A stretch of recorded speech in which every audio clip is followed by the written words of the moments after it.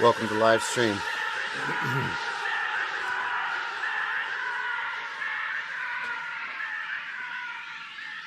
I gotta get the chair height exactly right.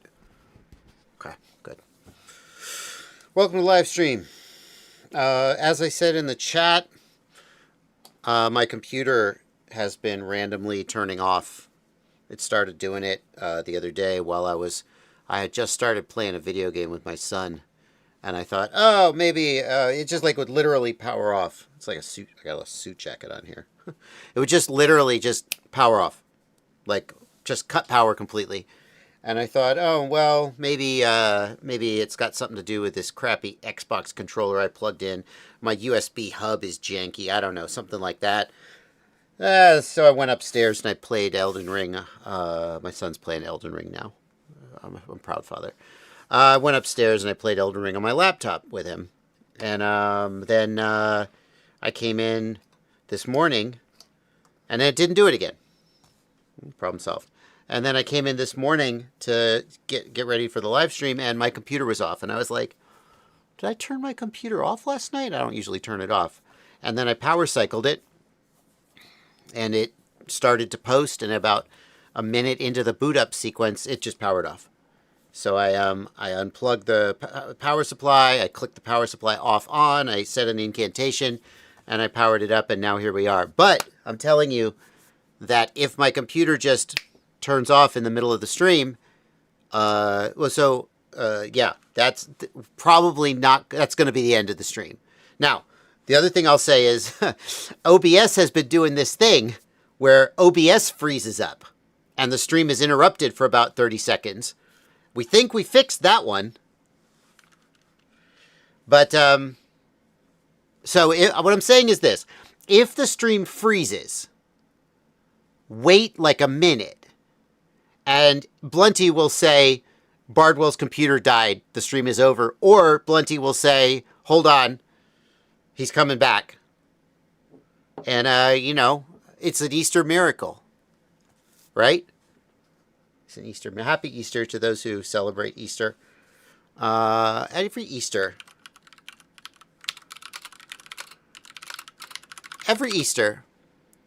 I think about how the date of Easter is determined. Because Easter is the holy of Christian holidays, right? Well, maybe, I don't know. It's up there. It's up there. And I always, a lot of people, some people know this, some people don't know this. How is the date of Easter determined? Like Christmas is December 25th every year, right? Easter is the first Sunday after what, chat? Who knows? The first Sunday after the full moon. That falls on or after March 21st, which I believe is that the equinox? Yes. So, hey, look. Religion's all made up anyway. But isn't it funny that the holiest of Christian holidays is based on the equinox, kind of pagan, and the first full moon, kind of pagan. They do how we do.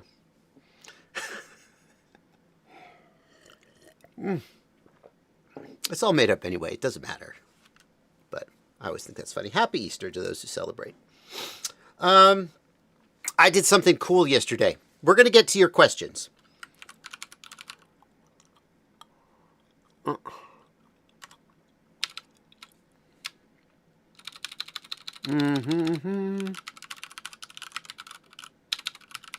Have I remembered?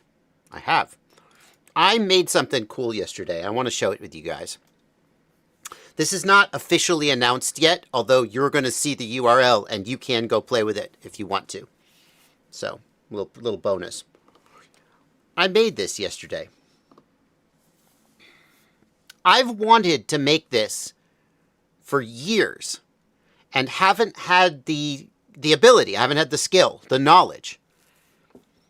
It would have taken me weeks to learn how to code this. Easily weeks of basically doing nothing else. I could have. Like, I have experience coding. I'm confident that if I had just set my mind to it, I had had nothing else to do for 2 weeks, I could probably have learned how to code this. But instead, I vibe coded it using Claude. And I'm so happy. What is it? It is a tool. Let me zoom in a little. Can I zoom in? Yeah, I can. Oh, good. Oh, you see, it even auto-sizes correctly when you zoom in. So good. It's a tool to help you understand better how a PID controller works. So what you got here is you have a PID controller, and here's the P, the I, the D, and the feed-forward gain. Don't worry about this stuff. You don't need to worry about that at all. And you got a little handle here, and you move the handle, and the PID controller tries to make this blue line track the handle. And then you got a little, oh, my head's covering it up. You got a little diagram of a quadcopter over here, because ultimately on a quadcopter, the rotational rate is what the PID controller is trying to track. So it lets you visualize a little better what's going on. And so you can do things like, what does the P gain do? All right. What happens if I have only P gain? Now I'm going to make a video about this. I'm going to make a tutorial about this. Use this as a learning tool for how to understand how a PID controller works a little better. Oh, well, we got this oscillation going on with just P. Hang on, let me turn the damping up. That's not very realistic. With more damping, I think it will self-damp. Well, it's not damping very much. Okay. Maybe turn the mass down. No. Turn the mass up. No, that wasn't right either. There we go. So you can really... What did I have? Plenty? You got 0 on D, even dragging the damping up. No, the damping and the D are not the same thing. The damping is a physical... The damping should be related to the internal friction. Maybe we need to turn the friction up or add a friction slider. There's friction internal to the model. Otherwise it would never slow down. It would just keep oscillating forever. So I thought that damping, maybe not. Maybe there's an internal friction, but I didn't expose the slider. Maybe I need to add that slider. But anyway, so with just P, it oscillates, so we could add a little bit of D. And now we can see what the D term does. And we've even got this step response graph here showing like the sort of idealized step response for these things. And we can really see the effect that the sliders have. Like as I raise P gain, we get more overshoot. As I raise D gain, we get, well, also I added a noise component to simulate motor heat. So if you turn the D gain up too high, you get hot motors, burning motors. So, and you can just play with it. You can see the effect that it has. Oh, that's a pretty good step response. I don't know, though. See, it's got a lot of delay. My rise time is pretty high. What if I raise P gain and get that rise time down? Maybe I'd rather have a little bit of overshoot with a shorter rise time. Right? You can really play with it. Oh, there we go. Nice low rise time, not too much overshoot. And then you can add in an offset to the CG, which causes it to... You need I gain to bring that up. That should probably be... I didn't get very much offset, did it? Add a little bit of P. Yeah. So, anyway. My point is... you can play with that. I'll put the link here in the chat. It's not like officially announced to the world yet, although I guess I kind of did. I'm going to make a video about it. And I'm open to feedback about how to get it better. Yeah, here, this is one of the things that inspired this. Now, I actually think that I've gotten copy struck for this video before, so I'm not actually going to show any more of it. I think I got a copy strike for showing this video, but it's from Voltex Electronics Lab, and it shows a PID controller at work. Now,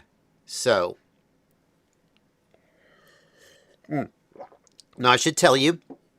Oh, whoops. There we go. I should tell you, I vibe coded this. Claude, I didn't write one line of this code. Claude wrote all of this code, and I haven't made any attempt to obscure the code. You can literally just download that web page, and you could take all that code and put it on your... You could do whatever you want with it. I don't really care. I spent about $80 in Claude tokens developing that. So hopefully I'll make that back one way or the other. But wait, what? We didn't talk about that. What? There's $100 plan. Okay, we need to talk about that later then. About like well, we didn't discuss any of that part. Okay. Why didn't? What do you mean? What did we didn't discuss? I know I'm just working on it, and it's like you're out of tokens. Do you want to buy more? And I'm like, yes. Yeah, it's insanely expensive to buy tokens when you're using an internal Claude tool because you don't have to use API, so you can use like a better plan and get. So you basically get 5x the tokens if you spend the $100 plan. Like, you're not spending per token. Like, so you can. But I didn't. Yeah. I knew for a fact that I was going to develop this tool and then not do anything for the rest of the month. Like, I guess I can't know that for sure. I didn't want to go to the $100 plan because like next month I'd get charged $100. And I would forget to take it back down to $20. I just thought it would probably be just a one-time thing. Was that a mistake? Yeah. I mean, it's just so painful to spend. I mean, I don't know. Okay. My accountant is going to hate me because I got like a receipt for I was buying it $15 at a time, and I set a $100 monthly limit because I was like, okay, let's be realistic here, and I just kept getting receipt after receipt after receipt in my email. I was like, I just forwarded it to my my accountant. The other thing is, if you have a little bit of patience with it, you can just wait the hourly limit. No, I did not want to save a lot of money. I was cooking. I mean, I was like, you know what? Here's what I thought, though, Blunty, and this is not a good thing for the state of the world, but I was like, before AI, if I wanted something like this, I would have hired a coder to write it. Right. And I would have I've gone to Fiverr for projects like this in the past, and I've had okay results. But like you go to Fiverr, you meet a coder, you come up with the description of what you want, and they give you their first pass, and their first pass needs all this work, not through any fault of their own, just because that's how these things are. And so it's like a ridiculous amount of iteration and time spent, and like, no, I wanted this, no, I wanted that, that's not exactly how I wanted it. And you end up just burning through money. I would have spent $500. I would have spent easily with all the back and forth iteration and, do it this way. And the other thing was, I was like, well, if I spend $100 developing this, I'll consider it money well spent. It's done in a day. This took me 1 day, less than a day, because I went out and I mowed the lawn in the middle of the day. So I didn't even spend every hour of the day working on this. Of course, I also worked on it late into the night. So let's just call it 1 full day. It was just done in 1 full day. That wouldn't have happened if I had been working with a human. And the other thing I noticed was that, I asked it a question hold on, this is annoying me. I asked it a question so I was like, I want this PID controller to basically work how Betaflight works. So I pointed Claude at the Betaflight GitHub page, and I said, compare how you're doing it to how Betaflight does it. I was specifically thinking about the way that D-term is calculated. D-term can be set point based or gyro based. Now, don't worry about what that means. There's 2 different ways to do D-term calculations, though. And Betaflight, I believe, is gyro based, and the feed forward is based on the set point. And that's how they do it. And I said, can you just look at your PID controller and tell me if you're doing it like Betaflight is? And it immediately knew what I wanted, went and found the answer, and told me what I needed to know. And I'm like, if I had been working with a random coder that I hired off of Fiverr, they don't know what a PID controller is. So if I say to them, write me a PID controller, well, these days they're going to go frickin' get Claude to do it for them. But like, overall, I was so happy with this response. Although I do feel bad that somewhere out there's a human who didn't get my money. No, you wouldn't have made this tool. Exactly. That's the difference. Exactly. Like, I wouldn't have, because I didn't for years and years and years. Yes. Yeah. It's interesting because you sound like me when I found Claude like a year ago or whatever. Yeah. Like, it's the same conversations everybody has when they start. And then, like, suddenly your normal gets shifted and then you're not talking like you are anymore. You're going, well, why would I upgrade the plan instead of planning out agentic windows so that I can, or juggling plans and using multiple agents, or, you know what I mean? Like, you end up like you lose that aspect of things slowly. Because to me, it's like crazy to hear that now. Because it's like, for me, it's like... well, the same argument was made when Fiverr started allowing... Indonesian, Indian, Bangladesh, Middle Eastern, all these people from countries with a weaker currency than us in Europe and the United States, all of a sudden, they were taking coding jobs from, it's the whole outsourcing argument, right? It's the same as when China started taking manufacturing from the US because they could do it cheaper. This whole trend has been happening for decades, and now we have Claude taking coding. In a way, we're onshoring. I mean, Anthropic is a US-based company, right? So we finally figured out how to take the coding back from the economically depressed countries and bring it home and give it to billionaires. Finally, the billionaires have figured out how to get their money back from the Indian call center people.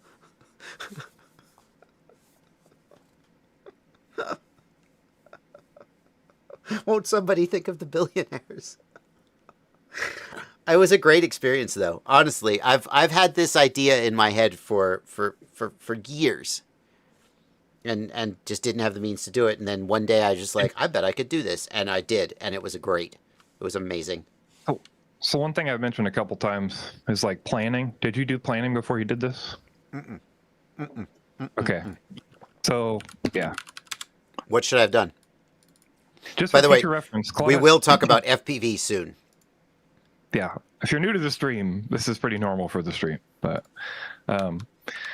Claude has a planning mode, so Claude can go in and make a plan without committing any code. Now I do this in Claude Code, so I'm sure the website can just choose not to make code or whatever. But basically, it creates a planning document that it uses to systematically then develop all the features. And basically, if you think about it, right, the AI doesn't know whether a feature is good or not, right? So what you can do is say, hey, let's plan all this out. And then the mistakes you're going to make, you can read back over the document and realize that you're going to make a mistake in the way you're implementing the feature. And then you're not wasting tokens. Correct. You're not wasting all this context and tokens. Like, you're not filling the context with BS because you're already figuring out. So then you start a fresh Claude with the plan that you've ironed out and not wasted. And all now the you work have on. no context or tokens spent on that. It doesn't have to be ridiculous. Correct. Yeah, I did this all in one window. So that probably wasn't the right thing to do.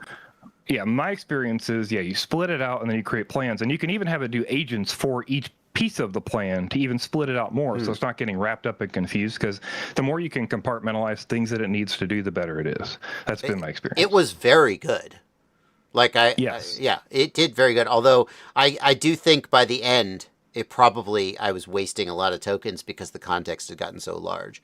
But like, here was my initial prompt.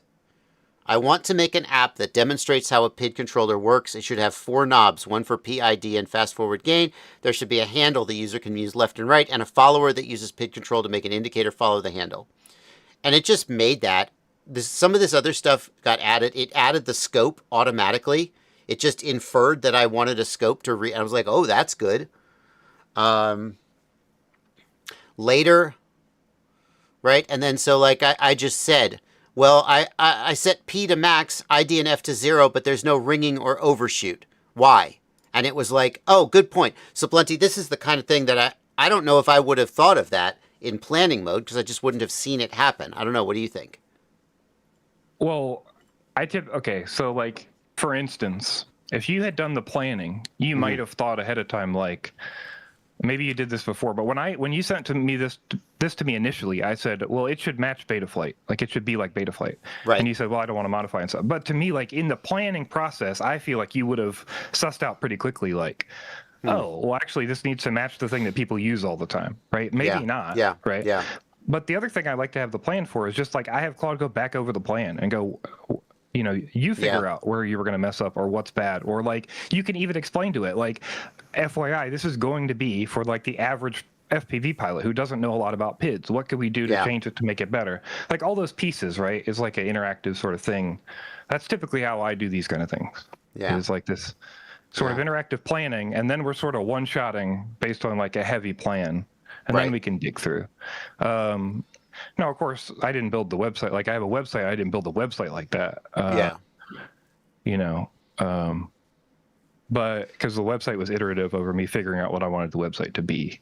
And the website is a mess that a real coder could make much better. Oh, I'm sure this code is a mess. I'm sure this code is an absolute mess, which is why I'm being completely honest that I vibe coded it. But in the same way, like I would not have made a website like before I had Claude. So that's the difference. Yeah. Yeah. Like here, is the D term set point tracking or gyro tracking? I said position instead of gyro. And it immediately just knew exactly what I was talking about. And then asked, would you like me to do it the other way? And I just said, well, how does Betaflight do it? And then it was like, boom, it got it right. Also, look at this. Look at this. I said, are there any other significant differences to how the Betaflight PID controller works versus how yours works? Okay? And it just looked at the Betaflight code base, and look how good it did. iTerm relax. It identified iTerm relax and described it.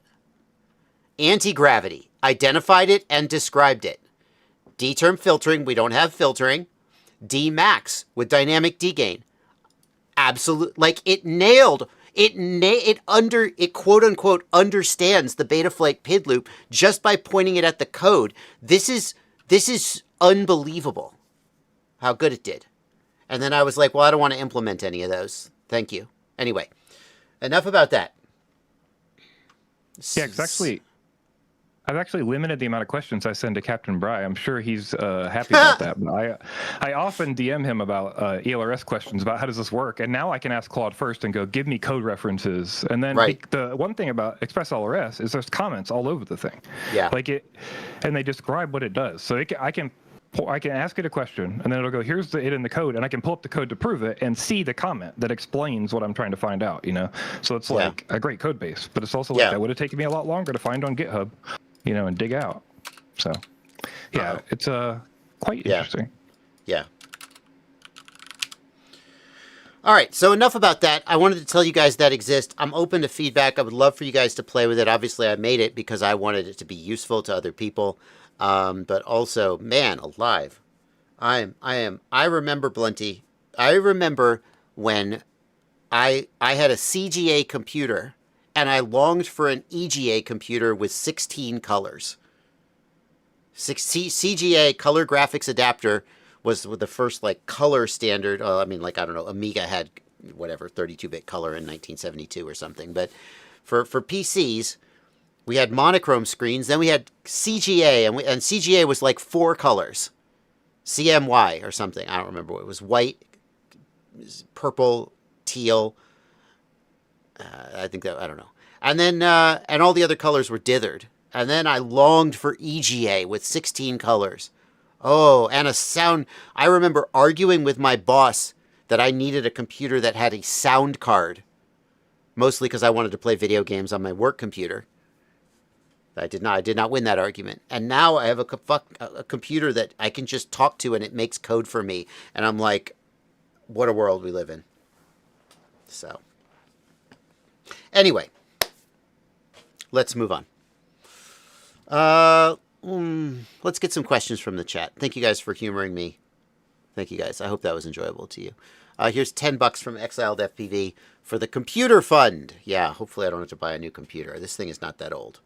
I'm not very happy about this. Any issues traveling in the U.S. by air using the Rotorite V2 backpack and lipos? Thank you for $10 from Gross J83. Gross, there's no issues. No issues whatsoever. The lipos need to be under 100 watt hours each. You can have an unlimited number of them. That is true for all domestic flights in the USA. Once you introduce international flights, the rules are sometimes more restrictive, but within the USA, any number of batteries under 100 watt hours each. Technically, they're supposed to be protected from short circuits. So some people put a cover on top of their XT60. Personally, I would make the argument that the XT60 itself is protection from short circuits because the design of the XT60 connector itself makes it difficult to short circuit, but it's up to you. So you might put some tape over the XT60s if you really want to, but the backpack itself is no issue. The batteries are no issue. Don't bring your tools. I always check my tools because some of the tools, technically, if they're under like 7 inches, they're supposed to be able to be let on, but I've had problems before. And so I don't want to lose my tools. There are some tools that they will not let on the plane no matter what. Like obviously cutting tools are not allowed. But also like I had a guy I was traveling with and they took his pliers. Because like, I don't know, you could disassemble the plane with them. To be fair, that was in Europe. That wasn't in the USA. But like, I just wouldn't want to take a chance of losing my tools. But I've never had an issue with batteries. Oftentimes, they will put me aside for secondary screening and swab the batteries. Okay? So if what I found is that if you have clear, not clear, whatever, easy pass, the pre-check. If you have pre-check or something like it, you're much more likely to just get through if you're in the pre-check lane. But oftentimes they'll swab the batteries. You'll have to wait for secondary screening. But other than that, it just isn't an issue. So there you go. Thank you, Cali FPV, for a $5 super chat. Happy Easter to you. Yeah, glad you're enjoying my look. It's a spring look, although it's a chilly day today. But I'm leaning into the spring look with the, well, it's not, see, it's like still the chilly part of spring. I've still got a little, maybe it's a little cold around my head. But, yeah, I got the light look. Thank you, Knee Photograph, for 60 Polish Zloty. Happy Easter. Happy Easter to you.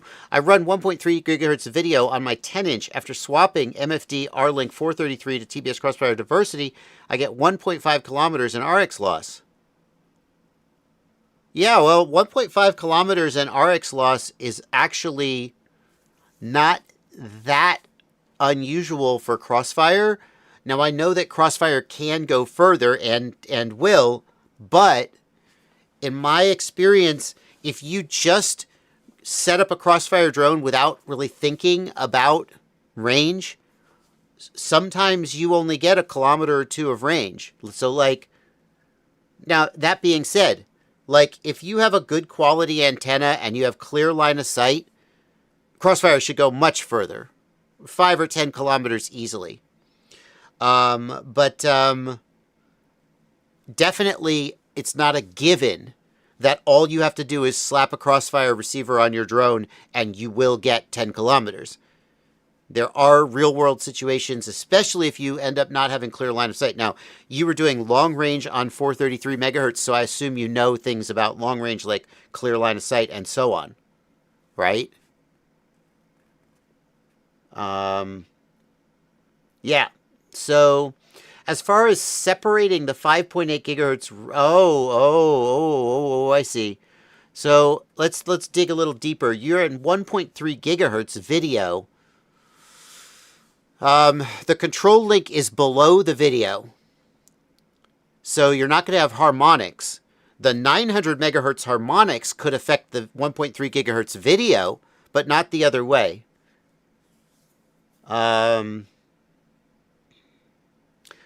But you were at 433. Yeah, so you just have a 1.3 gigahertz VTX and a 900 megahertz transmitter. You're not doing any relay or anything.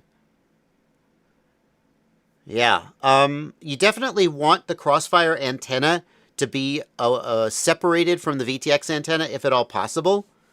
Even though harmonics are not an issue, if the antenna is being just swamped with energy at all, it'll cause its front-end amplifier to like clamp down and try and filter out the noise, and that'll reduce your range.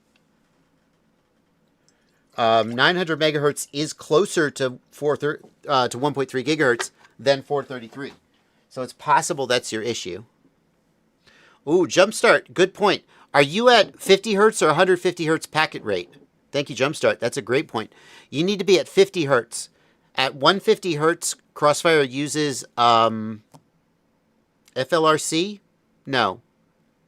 FKM. Crossfire uses a very simple form of modulation that doesn't have great range. Whereas at 50 hertz, it uses LoRa and has good range. Don't you need a filter? A low-pass filter on the video will filter... So harmonics only go up. They don't go down. So the 900 megahertz control link can cause harmonic interference with higher frequencies, depending on whether they're a multiple of each other or half a multiple or whatever. So yes, you might want to put a filter on the 1.3 gigahertz VRX. It would be on the VRX, and it would prevent the Crossfire transmitter on the ground station from interfering with the video link. But I don't think you need a filter on the VTX. The VTX is only going to affect the receiver in as much as it's just spewing energy, which can, if the two antennas are close enough together, they will pick up each other's signal even though they're off frequency, and you'll get a reduction in range on the control link.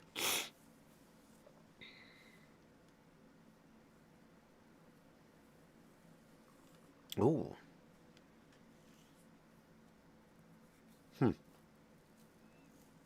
Somebody, ZLB07. Somebody take your idea, man? Probably not. I think he's talking about you.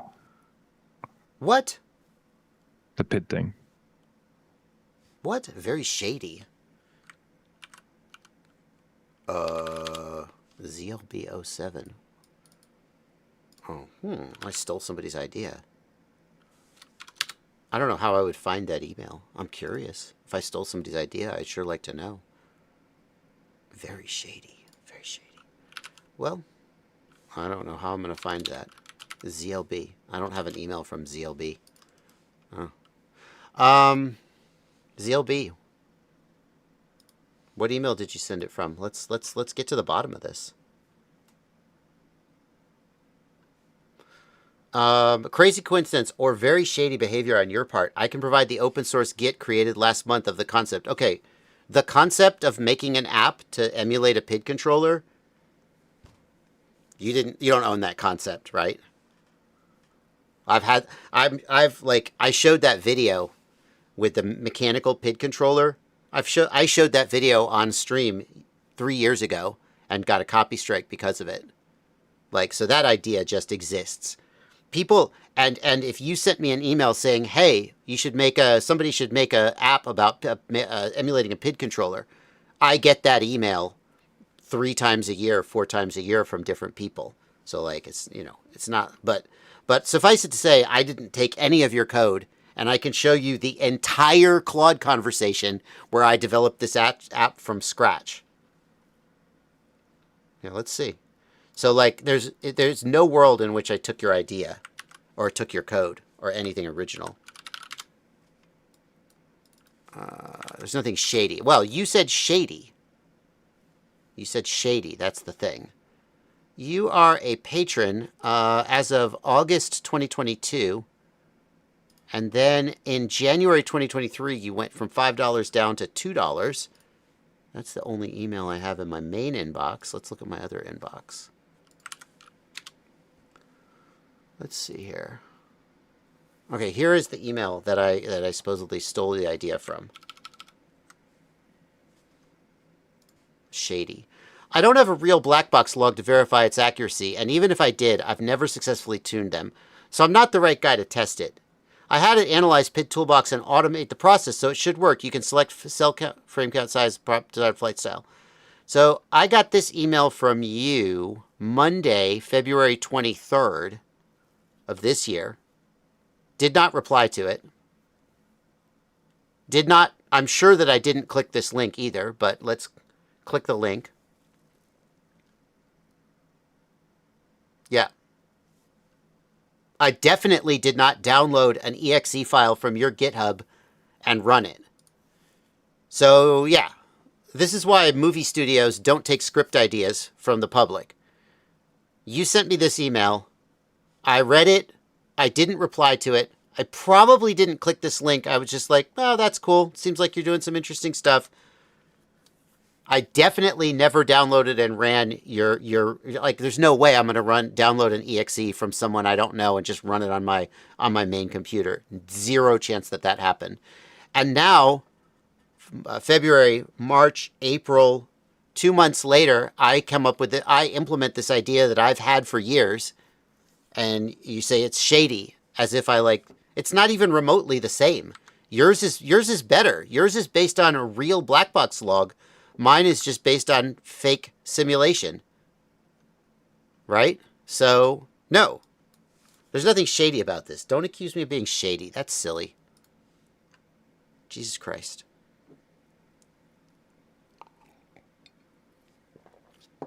Jesus Christ. If you hadn't said the word shady, I wouldn't have cared. There's nothing shady about it. All right, moving on.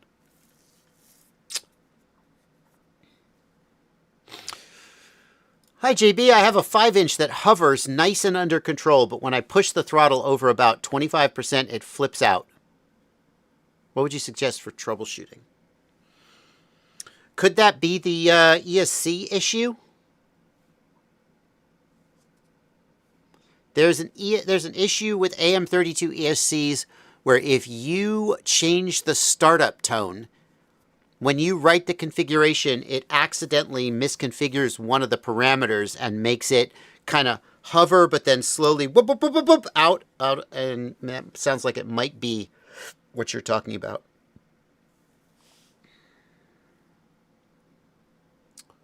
If it hovers at all, it's not one of the 4 main things that cause flip outs. You know? And so you're going to, if you go on Reddit and you say this, people will link you to my video about the 4 things that cause a quad to flip out. If it hovers at all, it's not one of those 4 things. Just like, just ignore that.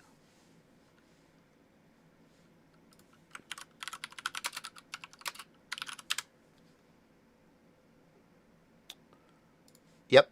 Here we go. I'm going to find a link for you. So on Reddit, you can search r/FPV for warning all AM32 users. And it'll document the issue. Maybe that's it. And the fix is to go set the correct 16%. Is the correct value, I think. So you just connect to ESC configurator and set the value correctly. Yes, Blunty. My suggestion would be check the ESC settings and make sure temperature limit is not on. That's a good one. Yep. Because it will cut out. Well, most ESCs don't even have a temperature sensor, though, do they, Blunty? So it would just immediately not work, wouldn't it? I don't know. No. It's worth checking. No? No, it can just not be calibrated, or it can be sending a certain value. You know what I mean? Like, I wouldn't assume that.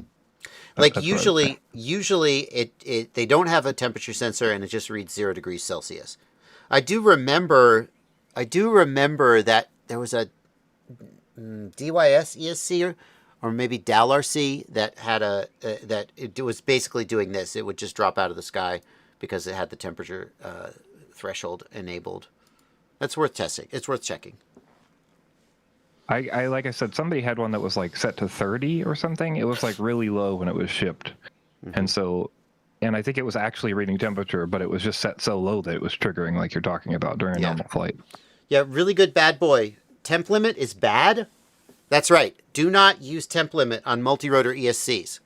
Here's the thing. What's the worst that'll happen? You'll burn your ESC and your quad will fall out of the sky. What happens if the temp limit kicks in? Your quad will fall out of the sky.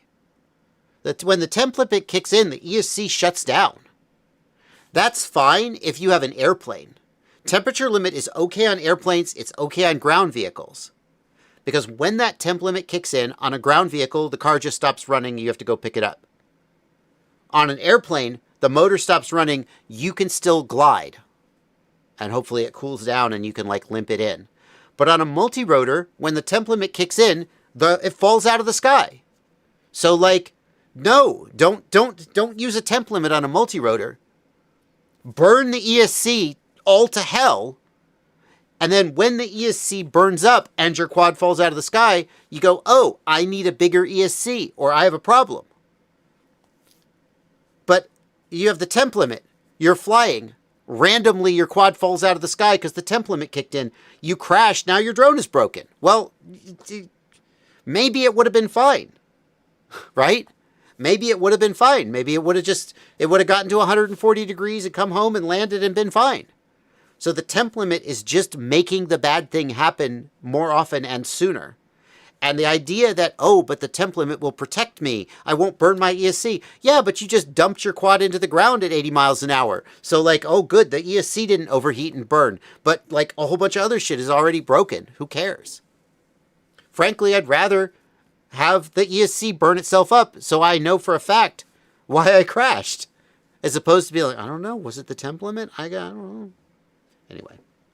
I'll point out also, like, the temperature sensor is often not calibrated super well. It gets off over time, especially a year or two of using an ESC, and it's located on the MCU, not the FETs. Big one. Yep, the temperature is on the MCU, so the FETs are much hotter than that, and you're just relying on the circuit board heating up the MCU. But also, I don't know, like obviously the MCU has a temperature sensor, so I don't know, but many ESCs just report 0 degrees Celsius. Like either the manufacturer didn't bother reading the value or whatever, but if you turn on Betaflight bidirectional RPM or ESC telemetry, you can see the temperature that's being reported by the ESC in the motors tab, or maybe in the power and battery tab. Or certainly in the OSD, you can see the temperature. A lot of ESCs, it just reports 0 degrees Celsius or some other constant value that never changes. And it's basically just useless. So no, on a multi-rotor, always have temperature limit off on the ESC. Always, without exception. There are very few things in this hobby that I will say without exception. This is one of them. On a multi-rotor. Okay.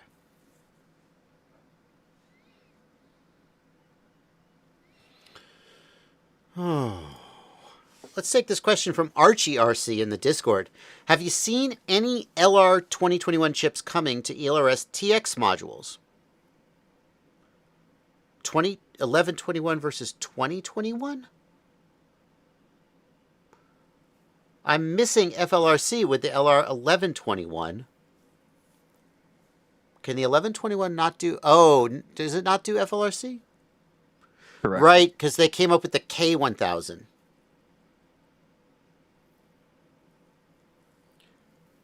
Why not just use K1000? Why, or... Oh, you want 1000 versus 500. I see. Captain Bryce says it's in development. Hey, Archie. Yeah, Captain Bryce says... Captain Bryce is an Express LRS dev. And just one of the coolest people I talk to on a regular basis. I can't believe how... Captain Bry, most people would have told me to F off or started ghosting me as much as I talk to him. And the other thing about him is, like, every time I reach out to him, almost always, he's like, oh, you know, he's very, like, he takes me seriously. Which, considering that I'm usually complaining at him about his project, you know, and he's helped me solve so many problems and educated me, and Probably he's a big part of the reason why I became a monthly contributor to the ExpressLRS project. Obviously, all the devs do a lot of work and the project as a whole, but like for me, he is the number one guy I talk to about ExpressLRS, and I could not glaze him enough. I mean, if you told me he was a robot, I would believe you, because the amount of messages he fields from me, like with dumb stuff or with like stuff that like every other open source developer responds with like, you code it, you do it. Like, we're working, we have stuff, we have a list of things. And Brian's like, well, actually, that's a pretty good idea. Let me put that on the back burner and we could think about doing it like this. Or will clearly explain to me in paragraphs and say like, here's why this doesn't make sense, or here's why we've decided to do it like this. It's just like, yeah, you cannot get that kind of feedback from anybody else. We appreciate him so much. For sure. That's not to take anything away from the work that the other devs are doing, obviously, you know, but he's the guy that we talk to the most, just because that's how it works out. He's on my Discord server, and he shows up in my live streams, and I found out he was an ELRS dev, and then I was just like, I guess I'll ask him questions. Yeah, so I just made a video about ExpressLRS, how you can attach a GPS unit to your ExpressLRS receiver and have it read the GPS coordinates, and a video about how you can attach an ExpressLRS receiver to a DJI Air unit, and it'll arm the Air unit. And I noticed that when you have the ExpressLRS receiver attached to the Air unit, it arms the Air unit, but it doesn't report battery voltage. And I was like, well, clearly it should do that. Like, the receiver knows the battery voltage, and it's already talking to the Air unit, so obviously I want to see the battery voltage. And I reached out to him, and I was like, hey, I noticed this. And he was like, at first he was like, oh, well, we can't do that. And then, like so often happens, he was like, oh, you know, actually we could do that. And then he was like, oh my God, I just realized the way that this was implemented, it could have been so much better. And it reminds me of that scene in Schindler's List, where he's like, I could have saved one more. And I'm just like, Bri, you do enough, man. And he's just there crying, just like Schindler, saying, we could have made this feature just a little bit. It's basically the same thing. Basically the same thing. No? No? In bad taste for Easter? Hey, it's not Passover.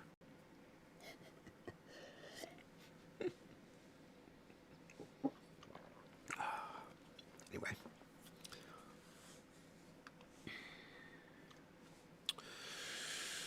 Oh. All right, Archie. So that's coming. That's coming, bud.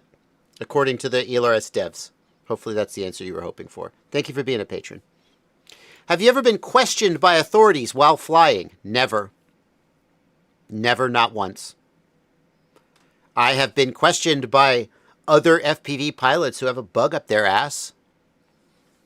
Or other RC pilots. I shouldn't say FPV. FPV pilots are usually pretty cool, especially in person. Nobody gives you a hard time. Is it Passover? Oh, I didn't know that. I didn't realize Easter and Passover were the same thing. I don't know. Sorry, Jews. That was very insensitive of me. To compare an ELRS dev to Oscar Schindler. Am I going to get canceled for that? I can't wait. No, I've never been questioned by authorities while flying. I've never even heard. No, notice FPV. It's because the movie is about. Oh my God! See, this is where it all goes off the rails. Notice it's because the movie is about something that happened to Jews. So they should be more offended at me making light of the Holocaust than Christians. That's all we're going to say about this. We're stopping right now. It was an intentionally off-color joke, and now you're taking it too seriously, and we're going off the rails.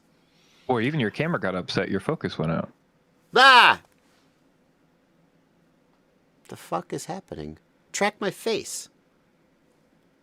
Wow, it's lost track of my... Wow, oh. It thinks I tapped the screen.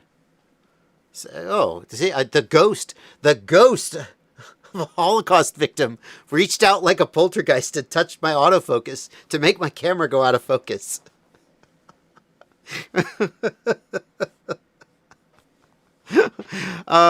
I've never heard of any. Bloody, don't put that in the don't put that in the replay. The only time I've ever heard of anyone being questioned by the authorities is like once upon a time at a flying field in, I think it was San Diego. The FAA came out, like two guys from the FAA came out and asked to see everybody's drone registration and their cards. You know, what it's like happened one time in all of history that I'm aware of. So yeah, no, nobody questions me. Now, I don't fly in public places. I fly in my backyard. Okay?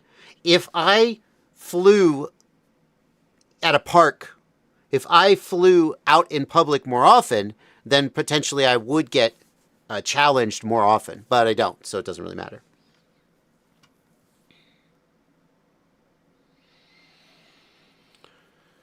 Oh. What's your opinion for blind buying Chris Rosser's creations and suggestions? So Chris Rosser's scientific results, I think, are unimpeachable. And there's a gotcha. There's a but. So hold on for the but. Hold on for Chris Rosser's but. I don't know what's wrong with me today.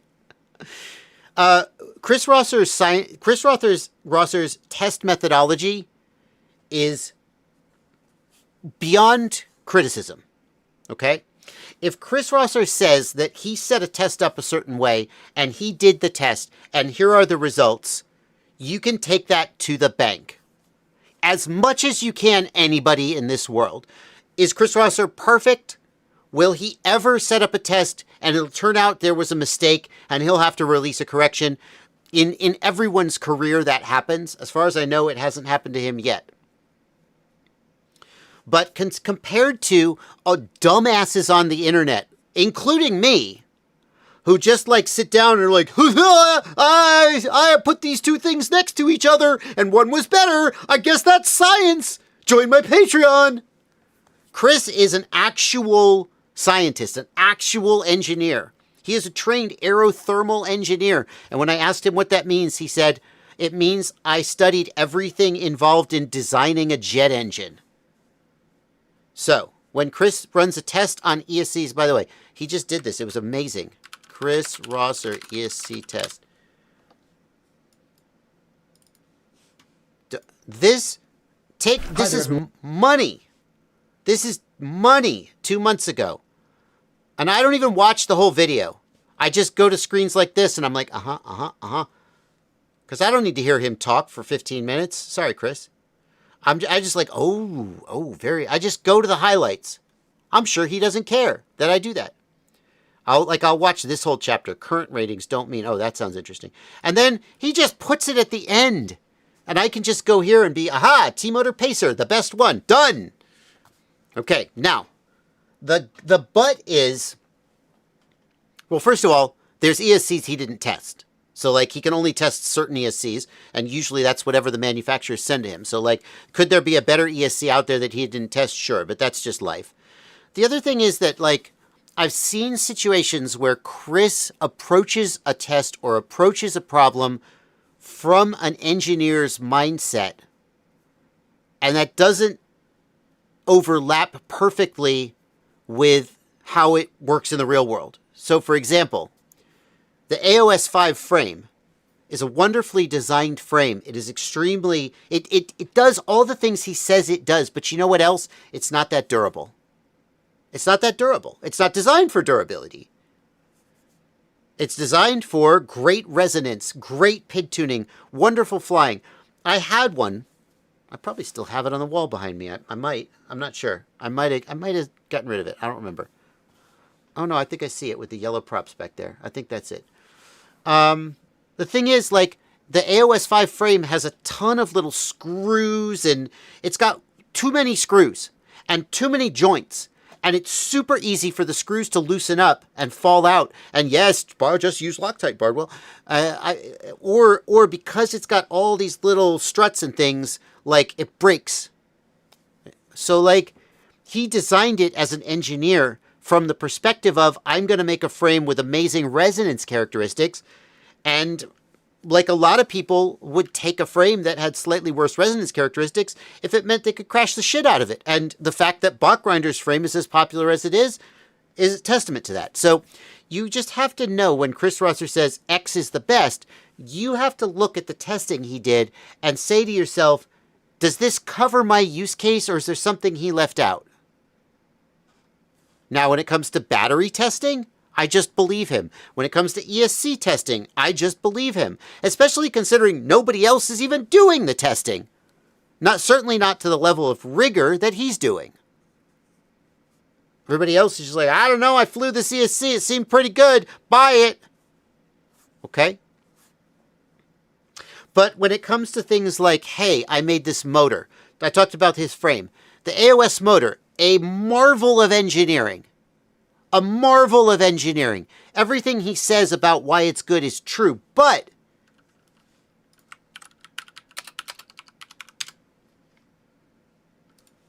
AOS Supernova motor. AOS Supernova. AOS Supernova motor. How can I fucking buy it? It's $40! For God's sakes, it's $40 motor. Do you want to pay $40 per motor? You could literally buy twice as many motors. You could get a very decent $20 motor, even today. Is this motor better? Yeah. How much better is it? The other thing about this motor is, I've heard from people who fly it. I don't have a ton of experience flying it. I have like one build with this motor on it. That it has a really tight air gap, and that helps with the efficiency and the power. But it also means that it is very fragile, because if a motor has a wide air gap, that's the gap between the stator and the magnet. If the air gap is wide and the motor takes a little ding and the bell is slightly deformed, it keeps spinning. It's fine. Or you get a little bit of grit in the motor, it just works it out. But if a motor has very, very tight air gap, that's the slightest knock, boom, and now it's rubbing and the motor is destroyed. So again, it's designed for engineering, but it's like so expensive, and it's a fragile motor. And so you say, well, this motor is going to cost me $20 more to replace, twice as much to replace as a very decent $20 motor, and it's going to be more likely to break. Should I buy this? The AOS 5 frame. Amazing resonance characteristics. Little bit of a pain in the ass to build. Not that durable. And you're constantly checking if the screws are tight, because that has amazing resonance characteristics. The minute the screws loosen up, it all goes to hell. So I wouldn't just blindly buy a product because Chris Rosser put his name on it. He makes good products. They're just not the product. They may not be the product you're looking for. On the other hand, if Chris Rosser tests a battery and says it performed the best, it probably did. I think you could just trust that. Would you rather buy a cheaper battery? I don't know. Anyway, that's my take. What about Niels Vo FPV goggle latency test? Absolutely. I watched this video the other day. Niels Vo. Niels Vo FPV goggle latency test. You can look this video up if you want to. Just go search it on YouTube.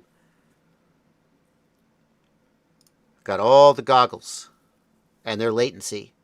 So Niels Vo published this website that you can use to test goggle latency. Here it is. Latency-tester.thezonefpv. Ah! Okay, I won't do that anymore. And based on that, he had people test goggles and send him the results. And he's got this chart with all the different goggles on it. Shut up, just give me the numbers. Good man. Open the video with an intro. 1 minute intro. 2 minute explainer about how to read the graph and how the test results are done. And boom, right to the results. Good man. At what point does he plug his Patreon? Oh, he doesn't. Well, he'll get there. What's the lowest latency goggle? HD0, G2, no. Oh, yeah.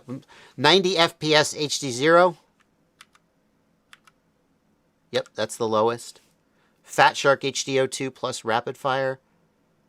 Then Orca, Fat Shark, Rapid Fire Fusion, Skyzone, the old non-pro version of the Skyzone with external module, Orca V2 plus Fusion. We're getting up.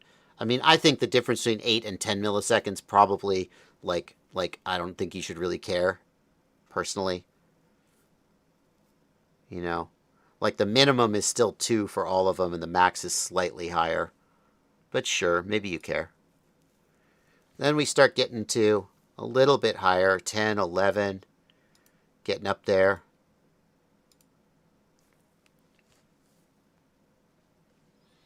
HD0 G2 plus anyway, you can read the results yourself and see what's what. Yeah, no, Nils Vo seems very rigorous, very methodical, and I think you could probably trust these results. I like that he marked the community tests versus tests that he did personally, just so you know.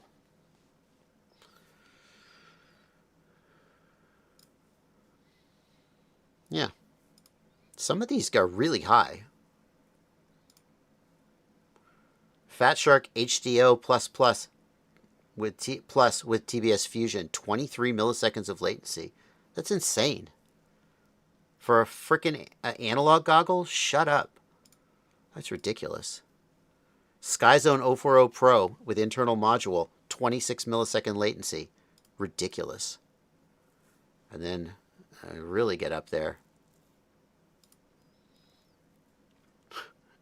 And then he found that the Walksnail ProCam in race mode had higher latency than standard mode, which that's got to be a new thing, because I tested race mode when it first came out, and I think I could feel the difference. So at some point, Walksnail broke race mode, apparently. Who knows? Wild.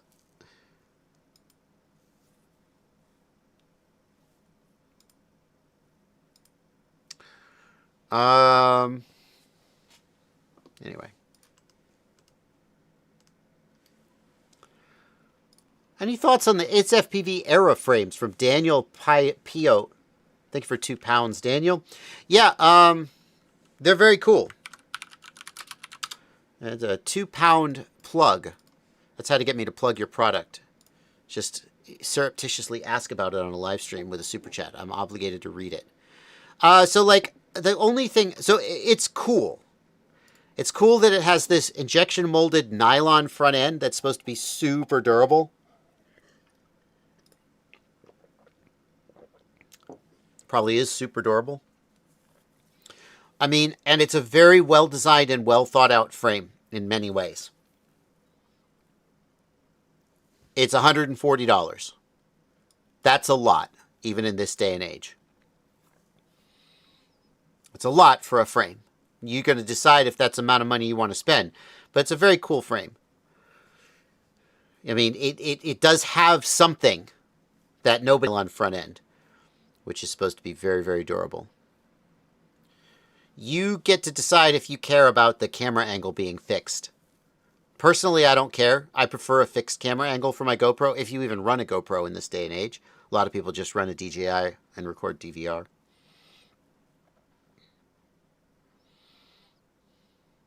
I see that they used AI to write there. God, I hate this. Action cam sits close to the prop line. This isn't aesthetic, it's weight distribution. That's so ChatGPT, isn't it? It feels like it, even if it's not true, even if they actually wrote that by hand.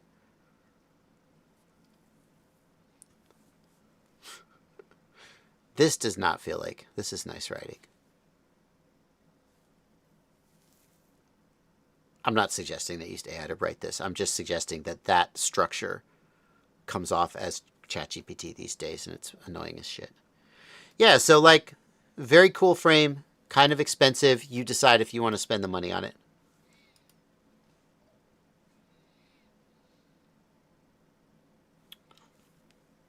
I think is it 5mm or 6mm arms? How do we know?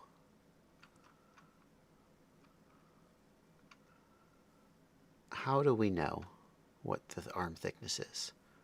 It seems like the kind of thing that would be on this page, doesn't it?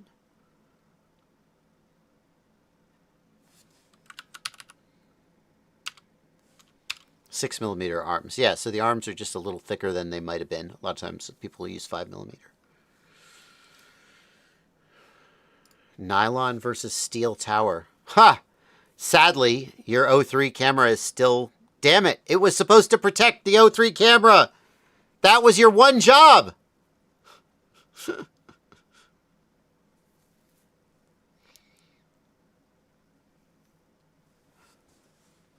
It looks like an Apex. Yeah, 73 FPV. It's very much based on the Apex, just with their improvements. But a lot of people use that similar design. I mean, and also Impulse RC is out of business now, so you can't steal from the dead or something like that.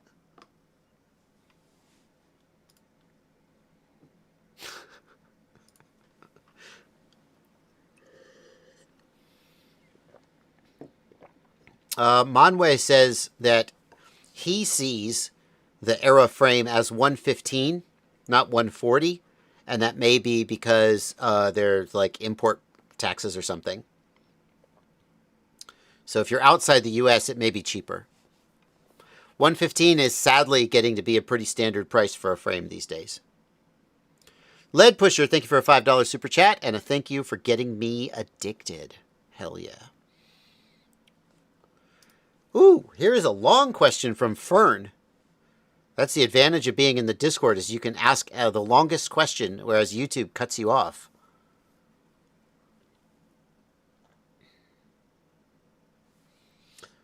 I'm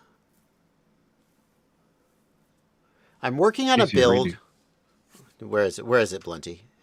You scroll up in the Discord a little bit, you'll see it's like the code snippet box. Oh, I got it. Oh, okay, it's a code snippet. Oh my god, it's so long. How do I easily view this code snippet? Now my mouse is glitching out. Ah! I can't do this. I can't go. I can't. Okay.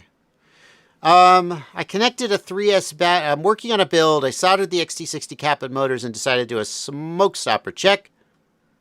Connected the 3S battery just for a smoke stopper check. No beeps. Stopper not tripping. I inspected the ESC, removed 2 solder blobs that jumper on the ESC. Still silence. Stopper didn't trip. Checking voltage on the power leads. It's still present.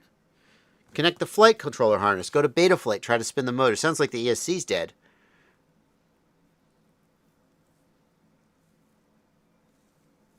By reconnecting the harness, I was able to get the ESCs to read, and I changed them to have a custom startup melody.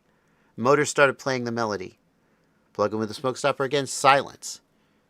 Connect the flight controller. Melody sounded. Disconnect flight controller. Melody sounds. I'm not even sure you've described a comprehensible problem. Like, it sounds like the last thing you described is that everything is working. But why wasn't it working? Well, the ESC's not reading. You said you replugged the wire harness and got them all to read, so maybe the reason they weren't reading was because the wire harness wasn't fully plugged in? You should still hear the startup beeps, though. If you don't hear the startup beeps at all, will the ESC make noise if you plug it into a power supply without a flight controller? Yes. It will make the first half of the startup beeps, but not the second half.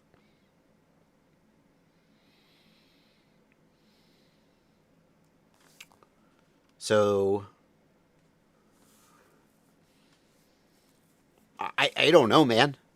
Like you've described a bunch of different situations, some of which you solved on your own, and then you got, but like, if you describe situation number 1, I applied power and the ESC doesn't beep.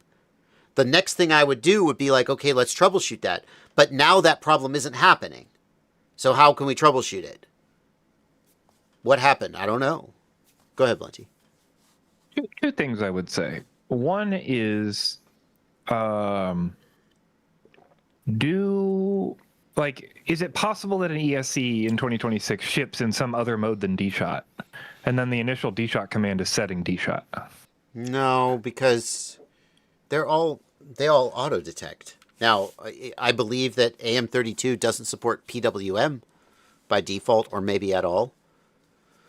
Okay, so that's the first thing is maybe some weirdness there. But the other thing I've seen is that even if you're getting like there's an issue sometimes with smoke stoppers where, especially some off-brand smoke stoppers, where you don't get like proper pass-through. Like there's voltage limiting or it like clamps weirdly. I've definitely seen that happen before. Where like you think something should be working and just removing the smoke stopper makes it work even though the stopper didn't visibly trip. Like you're still getting voltage, but it's somehow current limiting. I've seen this multiple times, especially like back in the day, like around 2020. This was much more common with cheap smoke stoppers. At least this was my experience. Before we had what's the Vifly one? Or the short one saver. that everybody uses. The short saver. The short saver. Yeah. So I've used short savers for a long time. They're my go-to. I have never seen them do anything other than trip or not trip. So that's a weird one for me. But he didn't mention the smoke stopper tripping. But that's what I'm saying. It doesn't. In a case where it did not trip, it was current limiting. This is like I've seen this happen before. Wow, that's all I can say. That's a new one for me. That would be a new one for me. Bottom line is it's working now, so good? Yeah, I don't know. Honestly, I don't know. There's too many things.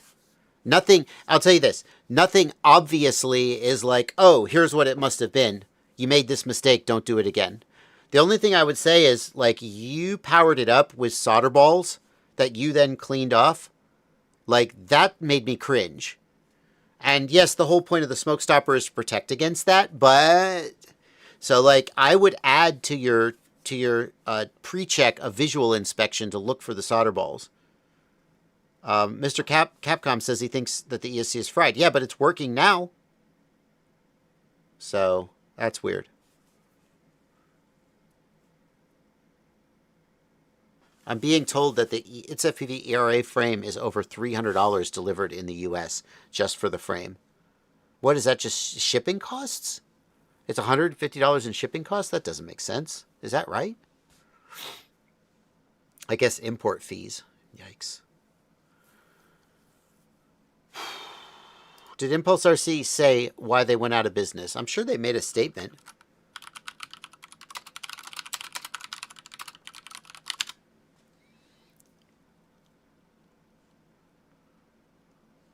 Yeah, here it is.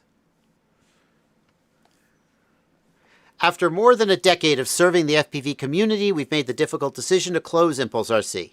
As of today, our website and warehouse operations have ceased.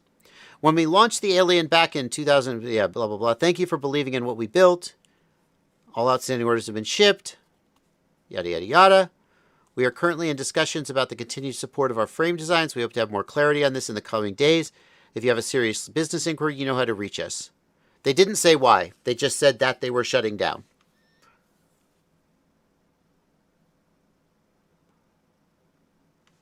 And for the record, they did upload the drive. People say, I can't find the driver fixer. Do people, Blunty, I've never been a guy to say, why don't you just Google it? Because every time someone asks me a question instead of Googling it, it makes me just a little more secure in my career. So, but still, people are like, now that Impulse RC is down, I can't find the driver fixer. Because their shortcut to the Impulse RC website is 404ing. Guys, Impulse RC driver fixer. Google it. Oh my God, the very first result is the GitHub page where they uploaded Impulse RC driver fixer before they went offline. So, honestly. Here's one thing I'll say. Go. If you click and then click download, previously it was not working. Have they fixed it yet? Because if you don't know what you're doing, you don't know to click the exe. Where's download? Hit the big scroll down. There's a big download button. Yeah, that's the problem that people are having lately. That nobody has accepted the PR change to fix the link, and people don't know that you have to click over, because when you click over, you got to click on releases and just right click save as. Yes, but people don't know that. Okay, so I should make it. Okay, here we go. How to Blunty? Here it is for the Livestream Clips channel. I should put this on the main channel. How to get Impulse RC driver fixer now that Impulse RC is out of business. Go here, click releases. Go to Impulse RC driver fixer.exe, right click, save as. Done. That's it. Right.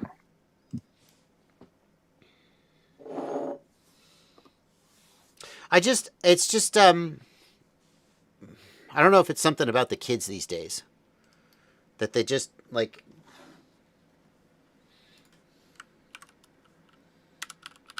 I mean, I would guess that they just ask AI for everything.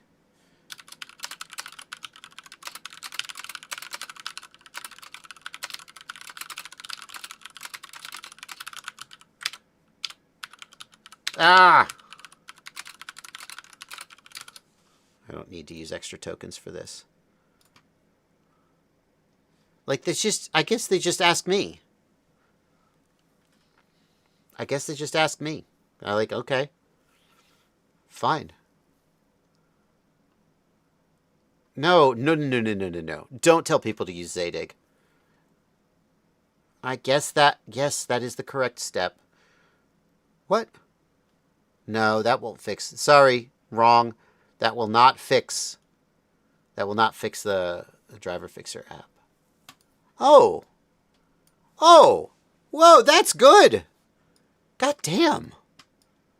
I'm just gonna. I'm this close, Blunty. I'm gonna be put out to pasture. It's getting better and better, Blunty. I know you don't like to hear that. It's almost over. That was a good reply. That was a very good reply. It will never be over. Blunty, listen to this. You know how AI will say something dumb, and you'll be like, you just said something dumb, and it will be like, I'm sorry, that's my mistake. I should have noticed that. And you're like, yeah, you dumb AI. Right? You know what I'm talking about? Yeah. Okay.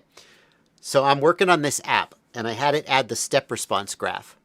And as you probably know, the way that step response works in PID Toolbox is it looks at your actual data and it calculates your actual step response based on your actual data. So when I told it to add a step response graph, what I wanted it to do was look at the actual movement of the handle and show me a real-time readout of the actual step response the way that PID Toolbox works. So it adds the step response graph. This is about, for those who are just joining the live stream, I made an app. You can go back to the beginning of the stream. It's about PID tuning. It added the step response graph.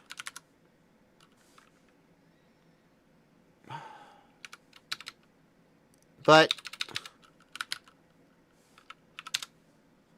what it did was, as you can see, it is simply doing a mathematical calculation of what the step response will be. Because, of course, this is all a simulation. So it just knows what the step response will be by running the math. So it adds the step response graph, and I go, it's not working. Because I'm moving this, and I'm not seeing this graph move. Because I expect the step response to be calculated in real time. So I'm just like, hey, the step response graph isn't working. And Claude goes, oh, my bad. I think I know why that is. Hold on, I'll fix it. We go through this like 4 times. That was the first time I ran out of tokens. And finally I say, Claude, it's still not working. Will you please make one more attempt to fix it and stop burning up all my tokens? And Claude is like, oh my Dobby has been very bad. Dobby will fix it, master. And then I go like this, and I see the graph move, and I go, oh. And I said, I'm sorry. My mistake. I thought that it was going to be calculated in real time, but I can see that what you're actually doing is okay, that's fine. And I realized that I had done the thing where I was like, oh, I have to apologize. And I sounded very much like AI when you say, hey, you dumbass, you did something dumb, and it apologizes to you. And Claude was like, yeah, you stupid human. And then I was like, can you all that shit you just did? Can you undo it? And it was like, no, I can't. But you should be fine. And then we just proceeded on with the relationship. Are you using Claude Code in a Git yet? No, I did not move this I did this all in Claude AI. I didn't do it with a Git. So that was the first time when I was like, I should really put this on a GitHub repo. Yeah, but I didn't. I didn't do it yet. I haven't. That's crazy work. What do you mean? What do It you just mean? seems crazy to me to not have something managed by like Git history and just try to I make know. AI to hallucinate back to something and like, It, yeah, it's it, crazy it to went me. so well. It went so well, Blunty. It went perfectly. Occasionally, I would download the HTML. I would download the artifact so that I could upload it later if I needed to. And I would just open a new window and rewind it. So it's like, nope, step response is static. No, it's still not moving. No, it's still not working. It still doesn't work. And it's just trying and trying and trying. And then I was like, oh, okay, actually, my bad. I expected the step response would update in real time as the follower moved. That's my mistake. I read this back and I was like, this sounds so much like what AI would say when it fucked up in some obvious way. I see. I expected this. I see that you are doing that. That's my mistake. I won't make that mistake again. I'm like, God dang. Anyway. It's fun.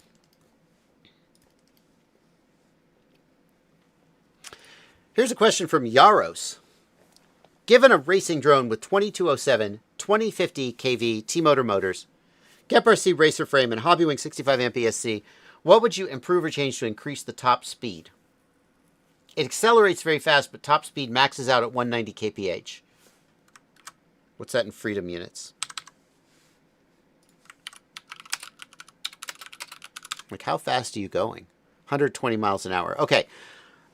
When you're at 120 miles an hour top speed, you're outside of the regime. So you could get 60 miles an hour, 70, 75 miles an hour. Just any 6S 5-inch racing drone will go 70, 75 miles an hour without even trying, roughly. Somewhere around 95 to 100 miles an hour, maybe 90 miles an hour, you start having to work, okay?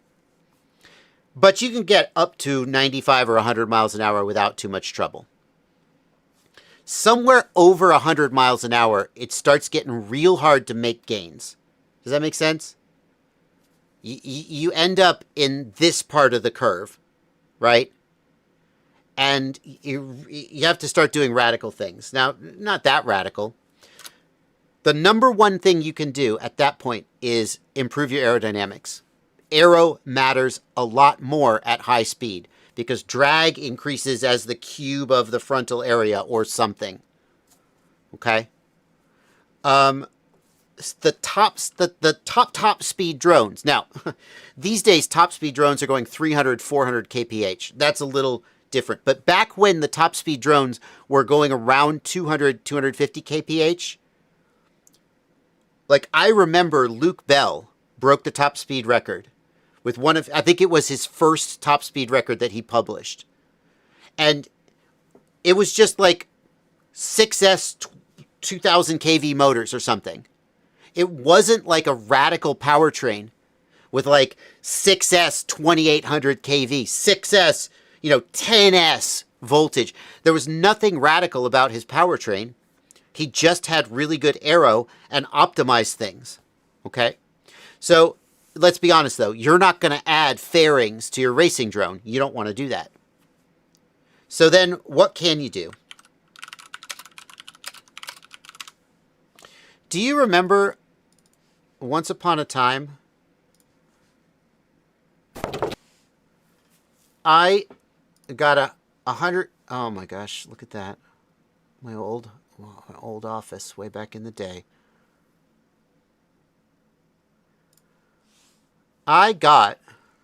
This was from before Phantom FPV was a public figure. I knew Phantom FPV before he got big. And this is a drone built by Phantom FPV, if you know who that is. Although I didn't, he for whatever reason, I didn't call him out at the time.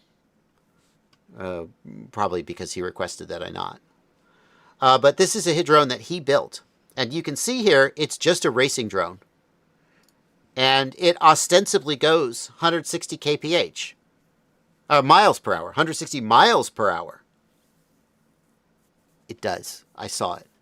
I didn't do it because that would make me in trouble with the FAA. But Now, he went with 2700 kV motors on 6S. And for you to do that without frying your ESC is a challenge. But you don't have to do that. The number one thing you can do if you don't want to have better aerodynamics. Oh God, my camera was crap back in the day. The number one thing you can do. Thank you. Everybody can check that out. Yeah. We said that flight controller. The flight controller is a Lumineer Lux Beta flight. running beta flight. The number one thing you can do is improve your props. Go with some high-pitch APC props. Okay? Now, those high-pitch APC props are not going to have great low-end acceleration. They're going to stall at the low end, but then they will cruise really well at the high end. A lot of times people will find that they get higher top speed with a 2-blade prop than a 3-blade because they will achieve higher RPM due to lower drag. So you have to play with your props. That's the number. And the good news is it's easy to play with your props. It's cheap. A set of props is $4 or $5. Get some high-pitch APC props. They're made for airplanes, not for drones. And try different pitch of props to find the one that gives you the highest top speed.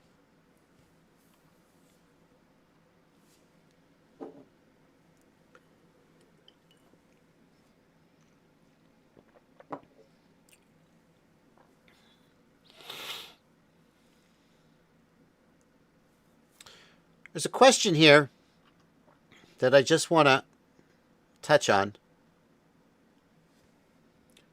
There it is. Thank you, Blunty. Does a high kV motor have less torque than the same motor with less kV? No. Sort of. Not really. There's a misconception that kV is like gearing. And the analogy of kV being like gearing is like a little bit true, but also you take it too far and it's false. Motor kV is like gearing in that I have a battery voltage times motor kV equals output RPM. Similar to how if I have a motor spinning at a certain RPM fed into a gear train with a certain gear ratio, then I get an output RPM at the wheel, right? In that respect, in the respect that you have two things being multiplied together to produce an output, yes, kV is like gearing. That is the end of it, though. A high kV motor does not have less torque than a low kV motor. Torque is proportional to motor volume. And that's almost all that it's proportional to. And if you're like, well, that doesn't make stator volume. Yes. Thank you, Blunty. Where's the original Chris Rosser video? Oof. I believe this is the one. This is way back when old Chrissy Rosser was a younger man. Way back when he was first getting started. My mouse is being glitchy. I'm sorry, guys. What governs motor torque? Yes, this is the video. If you want the deep, deep understanding, I highly recommend this video. It's 23 minutes long, which in this day and age, you're like, I can't watch a 23-minute video. This video is absolutely worth your time if you want to understand how motors work and how they generate torque. Well, long story short, motor torque is proportional to stator volume. It does not depend on shape, and it does not depend on kV. All else being equal, which it usually is. And if you watch this video, Chris makes a very, very compelling argument. And by the way, that argument is backed up by actual real-world testing that he does. Okay. But there's a catch. And the catch is that a higher kV motor requires more current to make torque. So, if you have two identical motors, one higher kV than the other, and they have to make a certain number of Newton meters of torque, one of them will pull 5 amps and one of them will pull 10 amps, depending on the ratio of their kV. But they will both make the same amount of torque. One will just do it less efficiently. Now here's the gotcha. If you had an unlimited current power supply, then the kV of the motor wouldn't matter. They would make the same torque. In the real world, though, your battery cannot provide an unlimited amount of amps. And so when that high kV motor tries to make torque, it pulls more amps, there is more voltage sag, and as a result, sometimes that high kV motor will make less torque, but it's because of the battery, not because of the motor. If you have a good battery that can supply enough current, the high kV motor will make just as much torque, and in fact, a high kV motor will usually achieve higher RPMs than a lower kV motor because of its higher kV, because of its gearing, if you will. But it's going to draw more current to do it. And if you're already on the edge of your battery's capability to provide current, going to a higher kV motor will cause the battery to sag out. And at that point, the higher kV motor makes less torque in the real world. But it's not a given that a high kV motor makes less torque than a low kV motor because it's just like gearing. Okay? You got to understand the whole thing, though. Kai P says, Chris Rosser's tests do show that there are differences in torque between the same stator volume. Again, we said all else being equal. All else being equal, you also have to take into account things like the air gap size, the magnetic field strength, the design of the stator. For example, Chris's motors have like rings in the stator to help direct more of the magnetic field into the stator. There are other variables, and we have to take those variables into account. And that's why the real world is the real world. But the point is that the primary determining factor, if you're asked what affects a motor's torque, the primary factor that you should start with is the stator volume. The stator shape, no. The stator width, height, no. kV, no. The main thing is the stator volume, and then you work from there. All right. Thank you for 20 reais from 20 reais from Out663. What's your take on overlapping prop frames like the Fox Crooked or Hyper Fox? They feel super locked in Velocidrone. That doesn't mean anything. Production seems to have stopped. Was it just hyper? Does this design still have a future? So props where the frame, where I think you're talking about ones where like, well, let's look it up. Let's look it up. I think I know what you're talking about, but let's look it up.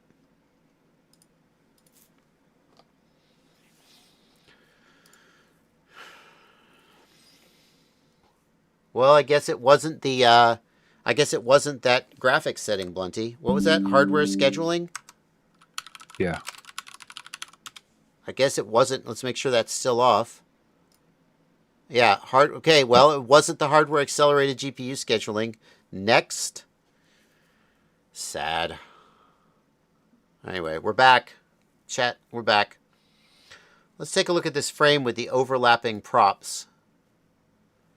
Okay, so is it front to back that they overlap? Is that how he's done it? It's a little hard to tell. No, it's diagonal. Clever. So, like, what this lets you do is have a narrower wheelbase. The trade-off is that when the props overlap, you get overlapping thrust column, and you get a reduction in overall thrust.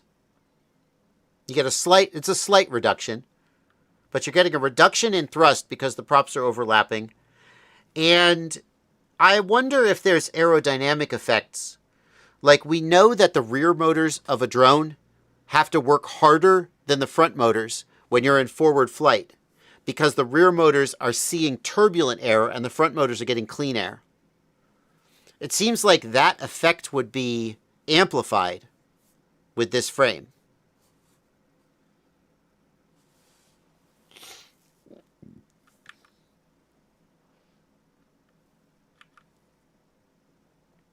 Well, that's a fair amount of overlap. I see the overlap is mostly left to right. Like, I'm not convinced that this should feel like, oh, super locked in. the smaller wheelbase is going to affect handling somewhat.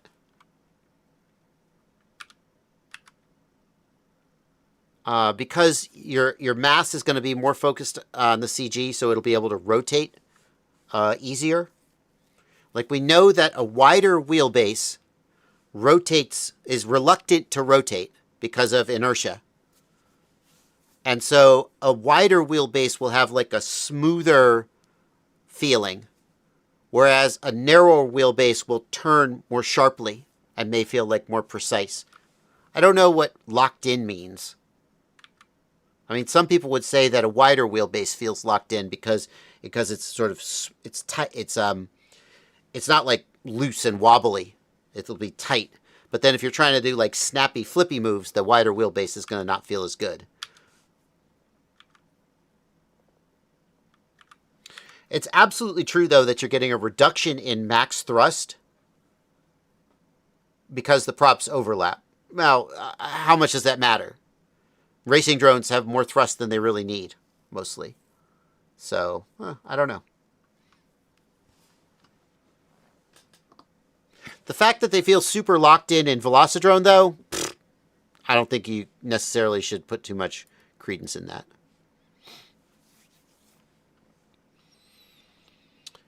Thank you for a $10 donation from Tim Gifford.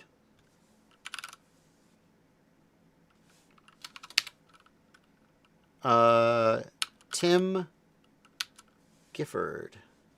Did Tim ask a question? Oh, great. Social stream just crashed, Blunty. What's Tim's question? Can you find it? Oh, it restarted and I did not lose. Oh, I see. It's trying to send message. That's not what I wanted to do. Did I just say? Yeah, I just said Tim G. I was trying to filter.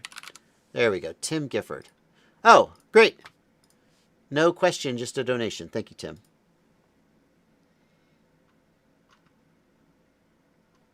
And a donation from Mistruz220. Thank you for 5 Polish zloty.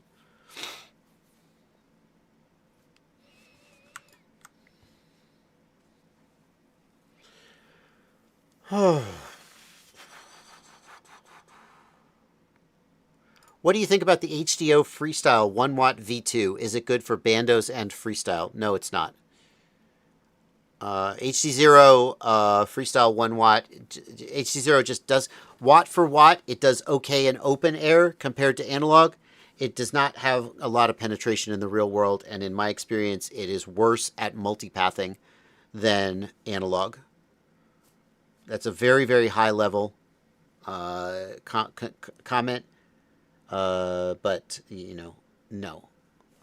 I was out flying recently, and a guy had an HD0 drone, and I had my HD0 goggles because they're my analog goggles. I have them everywhere, and so I tune into HD0, and I'm watching his feed, and it's 90 FPS, and he's flying around in the field, and I'm like, this looks pretty good. Because, like, I don't fly HD0 every day. I've been looking at analog all day. I've been looking at analog, and now I switch over to HD0, and I'm like, oh, yeah. And I always have this experience. I'm like, oh, this is all right. And then I was like, wait a minute. Go fly behind that building.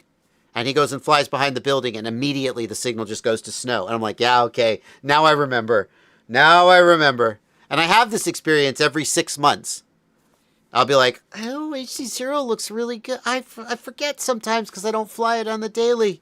It's nice. It looks really good compared to analog. And then the minute you try to get it to go around an obstacle or through an obstacle, it's just like, it falls apart. And you're like, okay, oh, yeah. So, no. It's good at what it's good at, but penetration isn't what it's good at. Don't make a live stream clip out of that, Plenty. I feel bad. I don't want anybody to feel like I'm like shitting on HD0 all the time, but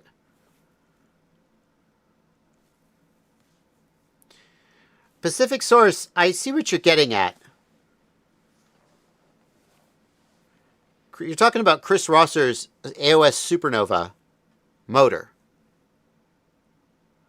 There's a conundrum here. Chris Rosser says that the AOS Supernova is a 2207 class motor. The stator of the Supernova is bigger than 2207. I don't remember the exact dimensions. And so people accuse Chris of cheating.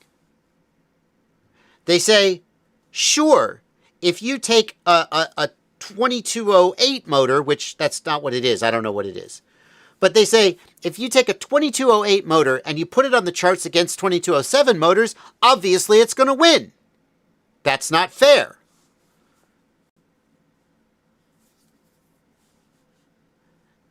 And I say, okay, yes, absolutely. But here's Chris's logic. And I don't think his logic is complete bullshit. What Chris did is he figured out through CAD simulation, and actually he says he developed the tools to simulate the different, to iterate the different designs of the motor, the stator of the motor. He figured out that if you take the inside of the stator and you get rid of it, you actually don't affect the motor's performance that much. And you can get a lighter motor with the performance of a bigger motor. So he figured out that you basically get the best of both worlds. And what Chris's argument is that his 2207 motor that actually is bigger than that weighs the same as all the other 2207 motors. That it's 33 grams or whatever. So he figured out a way to make a bigger motor weigh less.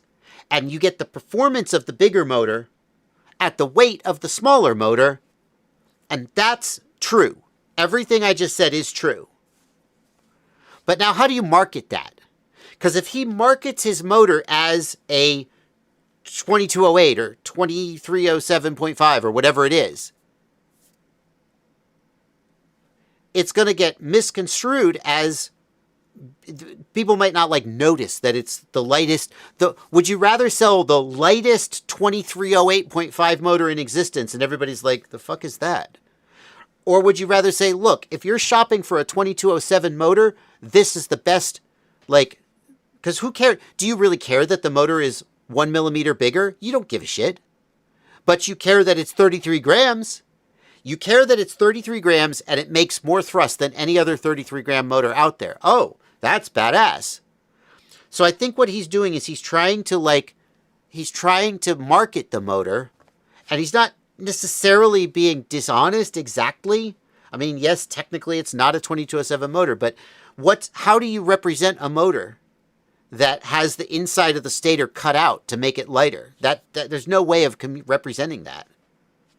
So I understand why he's doing what he's doing.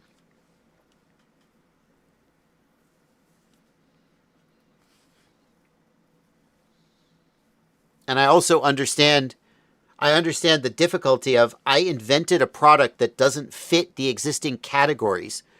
If I market this product honestly, no one will understand what I did and they won't buy it. And like, so how do I market this in a way that's like not exactly dishonest, but also like communicates to people what they're getting?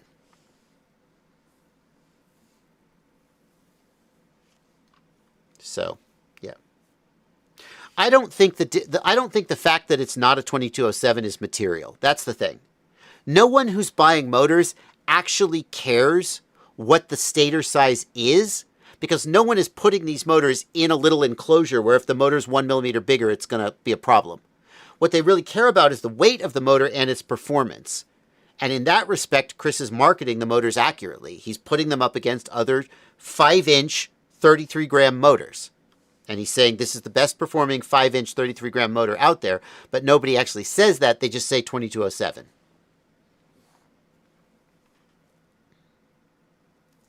Anyway, that's my take. Got a question here from Harold Dedicated for €6, because his question is above. Let's see if I can get it. Harold asks, what's the best drone for the iGao preseason? Whatever you have, man. It doesn't matter. Any whoop that you already own, just send it. The drone you fly isn't going to make the difference, and whether you win or lose, your skill as a pilot will make the difference.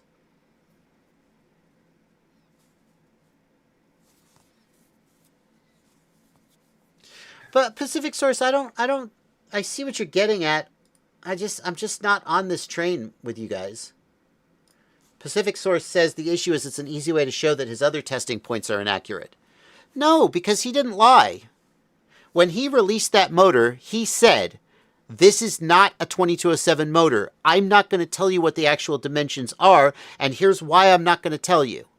And the reason is that what he did with the stator, where he cut out the center of the stator, like, what's the dimension of the motor? Well, the outer dimension is something, but that doesn't reflect its actual performance or its actual weight. When he says that's a 33-gram motor and it makes so many kilograms of thrust, I believe that you could take that to the bank. I don't think he's being wrong about that.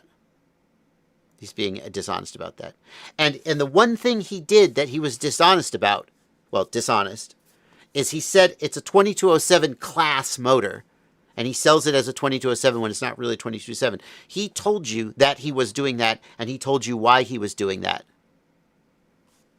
So you could disagree with him doing that, but I don't think you can accuse him of being less than transparent or dishonest in any way.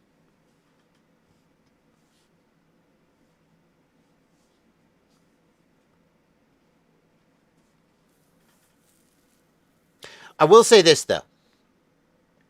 If you are a little bit skeptical of Chris's claims when he releases a new product, and he's like, as you say, 50% reduction in vibration, 24% more responsiveness, 18% more max thrust, my products are the best. If you're like, well, yeah, you've clearly tailored your test to cherry pick those results, and will those pan out in like real world performance? Absolutely. Absolutely. Like, Chris clearly tailors his products toward a certain result, and then he achieves that result, and then he brags that he achieved that result. Yep.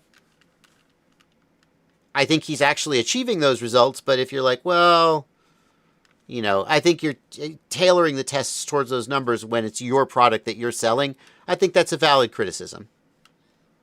And I do think it's difficult for someone who's releasing scientific data to also then have a product they release that they use scientific data to show their product is the best. Like, you knew how the test, you could study for the test, if you will. So that's a valid criticism. Thank you, CTX Drone Services, for $10 super chat. I spent a bunch of money and I've flown like a whole 3 times, and I still suck. Yep, I still suck. It's been 15 years, 10, 6, 11 years. Thank you for Baka for a $5 super chat. Happy Easter to you.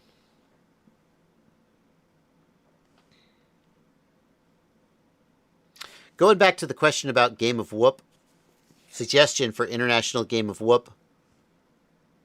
Where's that question?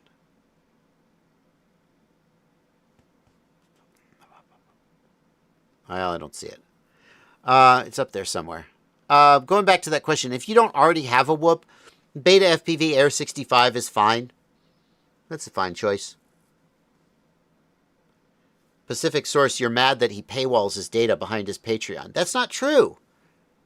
I just showed you earlier. I mean, first of all, if he generates the data and he puts it behind his Patreon, that's 100% his prerogative.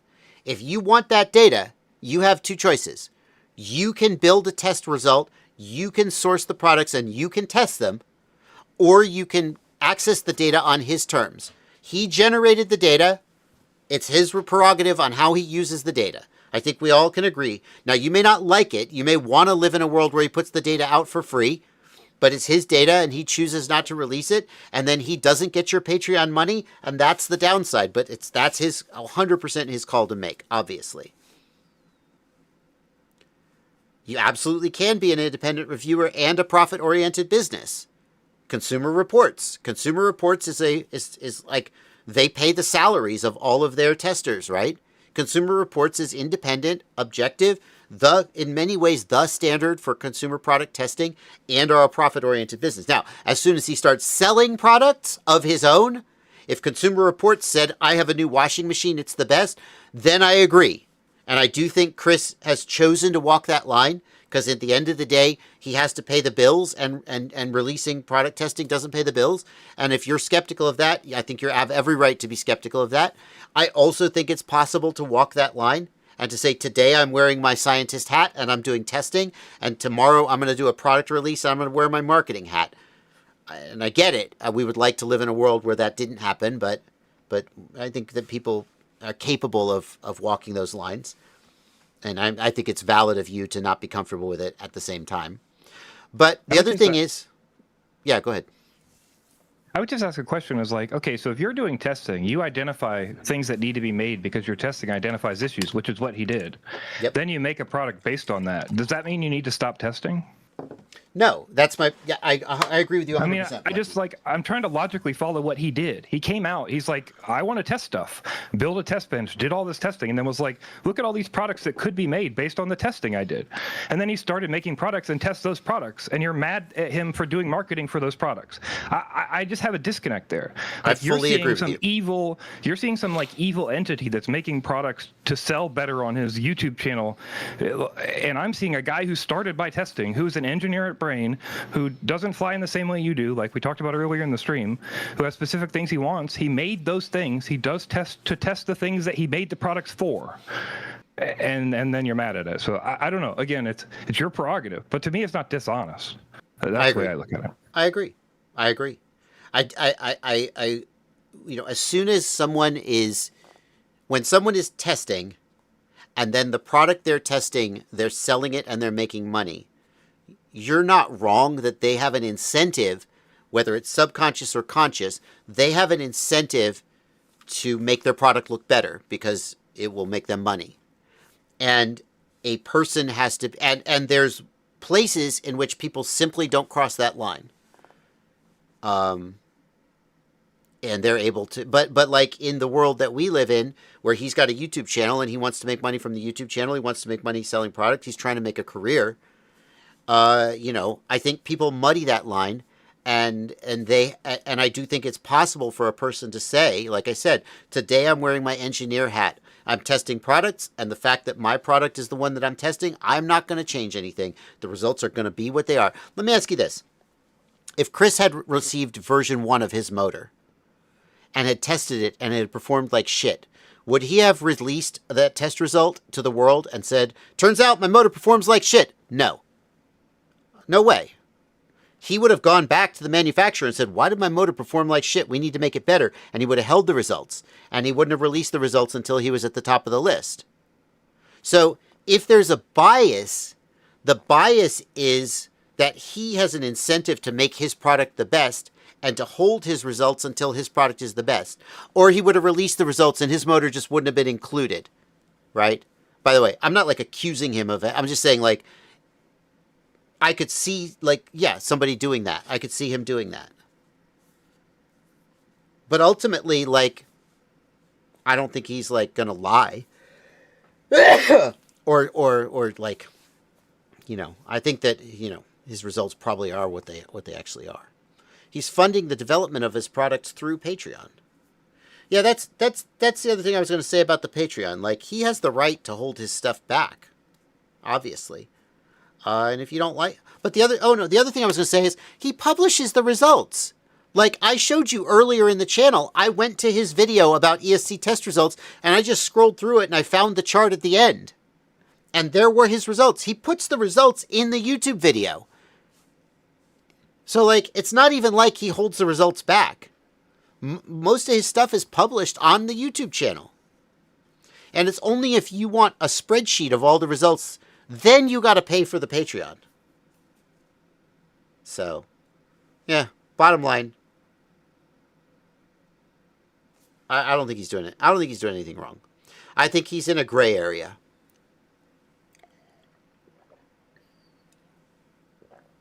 And as long as he describes how he gets the results he gets, if you know, yeah, go ahead.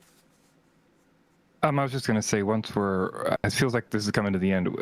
There's a guy earlier who sent in a $10 super chat, but he did have a question under a different username. So okay. I'll pull that up right now. Yeah, grab that, please. Have you ever gotten fined or know anybody who got fined for breaking FAA FPV rules? Yes. I have never gotten fined. Knock on wood. Oops. What's that? Okay, that was the wrong question, but go ahead and answer that, and then we'll do that. Okay. Paul Nurkala got a fine for his flight of the year where he flew near a train, and I would say I'm acquaintances with Paul Nurkala. Surely, I've worked with him as part of Rotor Riot. I've done independent projects with him sometimes, so like I know him personally. I didn't know him back when he got fined. And then Philly Mikey is the other major one. Now, I don't know Philly Mikey, but he made a big fuss a couple of years ago when he got like a $140,000 fine from the FAA for repeatedly breaking the rules and thumbing his nose at them. So those are the big ones. Go ahead.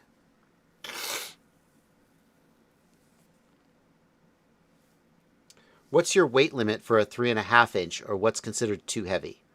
So like I think 3.5 is the biggest you can go and still comfortably get under 250 grams.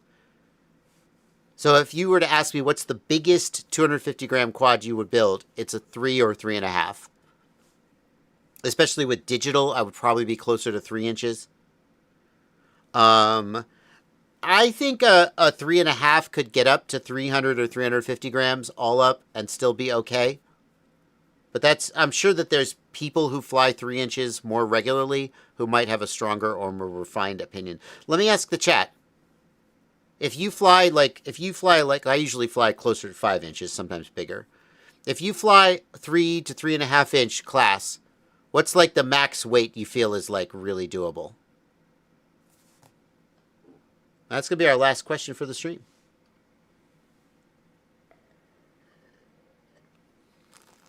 Did today go by fast for you? Pretty fast for me. Well, we ranted about AI a lot. Ah. The computer didn't crash. How much does that weigh, True. Super Deluxe? I'm hearing 300 grams, 350 to 400 max. Max 320.